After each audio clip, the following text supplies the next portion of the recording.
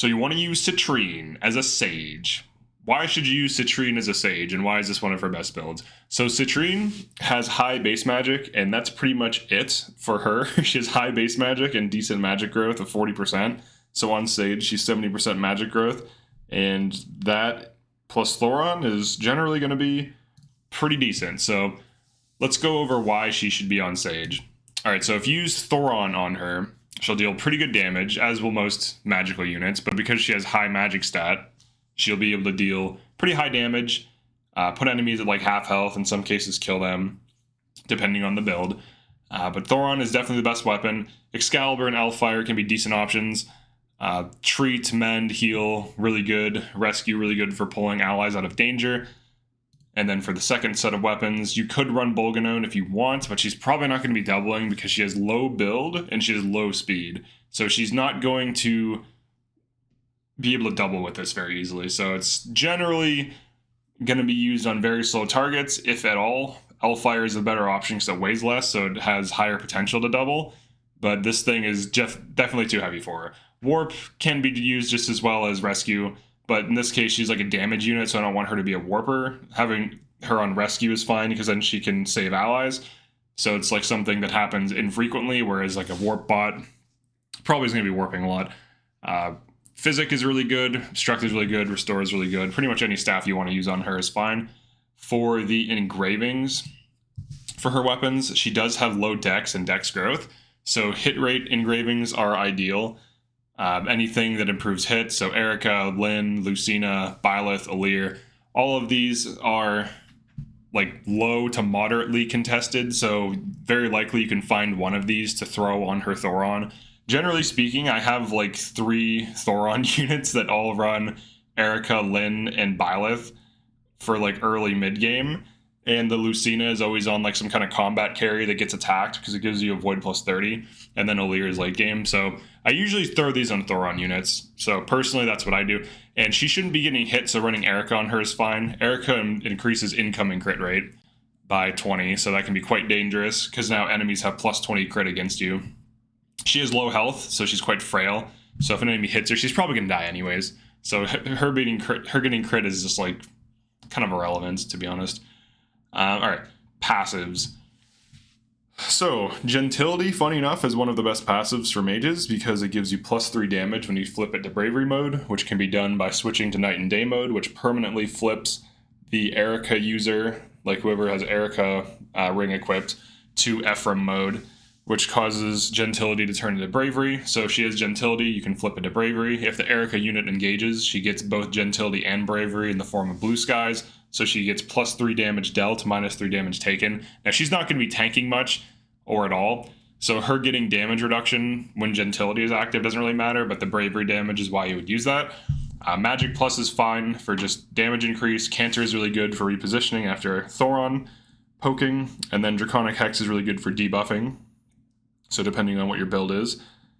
And then for the second set, so these are the top row are the best ones in my opinion. Second row are like the next best options. You have Quality Time for chip healing, Resonance for tome damage. Now Resonance I think is worse than Magic Plus and Gentility. Magic Plus is basically the same cost as Resonance, you just don't lose health. Now I know what you're thinking, she has this passive where if she heals herself, it heals allies for the same amount of health she receives, but she is not going to be commonly taking damage, and if she does, she's going to be dying. So her like AoE healing your allies is not something that's easy to set up or play around, and even with Resonance, you're talking about like attacking 10 to 20 times for it to even matter in any way, and even so, it's not that good. It's just a damage boost that like messes up her health. Now, if her passive worked differently, like if it was like if she uses an elixir, it uses the elixir on adjacent allies, now we're talking, because then she can just lose 1 health and just elixir like 4 allies with her passive, and that's huge, and that's like cracked to some degree because it's like a constant source of AoE heal, but because of the way her passive works, it's just not as good. Tome Precision can be good as well for increasing hit and avoid rates, but mostly increasing hit rates because she does have hit issues. And then Momentum, not Momentum Plus, just ignore the plus. Just base level Momentum can be good because she can get 5 move on Sage and she can get plus 5 damage for 1k SP. You just move 5 tiles, shoot a dude with Thoron, and then you can canter away. So like momentum canter could be quite a good combo for like cheap +5 damage. Now, all the damage, you know, if you want to get magic +5, so +5 damage at all times, that's going to be expensive, whereas this is cheap. And then gentility, you have to wait till mid game. So there's some pros and cons to some of these. And then for the bottom row, holdout is good because if she gets hit, she's dying. So having a get out of jail free card is nice. And then staff master is good if you want to use offensive staves or just to boost the healing amount. It's totally fine. Okay, and then for emblems, all right, I think she wants Corrin because a Thoron with canter and damage boost basically wants to be Corrin because you get debuff for free, you get quality time for free. So then you just run canter and then some kind of form of damage increase, whether it be momentum, magic plus. I don't recommend resonance, but you can run it. And then also gentility. I would say gentility is probably the best way to go. Momentum can be tricky because you have to move the distance to get the damage, whereas gentility, you can easily just be +3 damage at all times. And then if you upgrade it, you can be +5 damage at all times. Now it costs you 3k SP, but for gentility plus, but the real limiting factor of getting it, now that the well is in the game, is getting all the bond fragments to unlock Erica 18 bond, because that's quite high up. That's like thousands of SP, or thousands of fragments. Celica is good for Echo, for damage increase. Celica gives you big damage. She gives you +3 damage with Resonance Plus, and then she gives you like huge magic increase just by equipping her. So you're looking at huge damage, but this is early and then late game. So Corrin's going to be the better, middle game to end game unit. She can just be like a snap freezer. Micaiah can be good for staff botting for the damage increase off of magic, for just like general magic gameplay. The other nice thing about her running Micaiah is that if she uses Great Sacrifice, that puts her at like 1 HP, and then she could use an elixir and then leverage her passive. So this actually plays into her passive better than Resonance, because she puts herself at 1 HP, she can elixir and then heal like 2 to 3 allies. Now setting that up, like getting the logistics to work out on that, is quite difficult, because generally if you have a bunch of units that are getting attacked, enemies will prioritize kills. So it's hard to get a bunch of allies that are at like low HP that all need healed. Like maybe get like 1 to 2 things that need healed. So it's not like the best thing, but it's something. Like it's the fact that it also leverages. It's Micaiah. You could staff bot.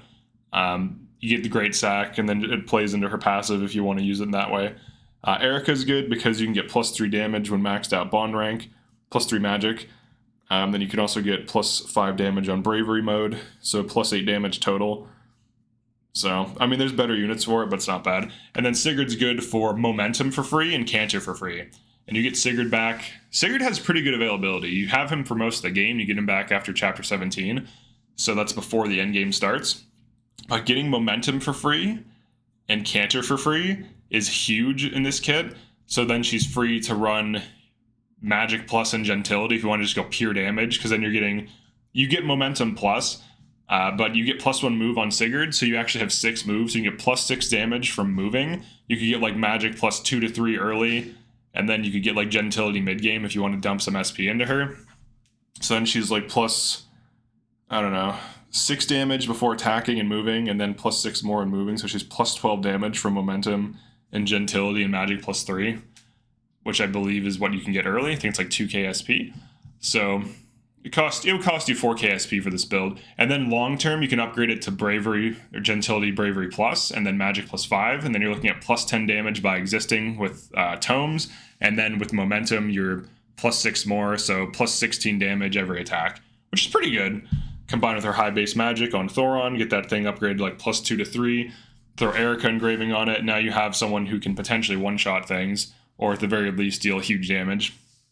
So Sigurd actually is a really solid option for this build. Probably, let me actually rearrange these to be more accurate. I do think Erica being low is fine. Let me move. I think Micaiah goes here. Or no. Yeah, Micaiah goes there. Sigurd is actually quite good, now that I think about it.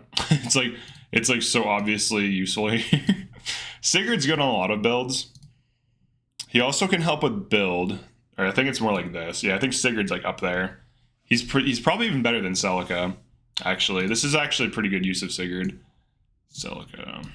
Yeah, so these are like top two. Like these are pretty close. This is the more debuff routes, debuff team utility routes, and this is the more damage routes. Like this is also more damage, but this gets you the canter and the momentum for free. So this is just like huge value for this build. It also increases the actual build of the unit. So if you want to try running Bolg, maybe you can, but you're still probably going to be too slow.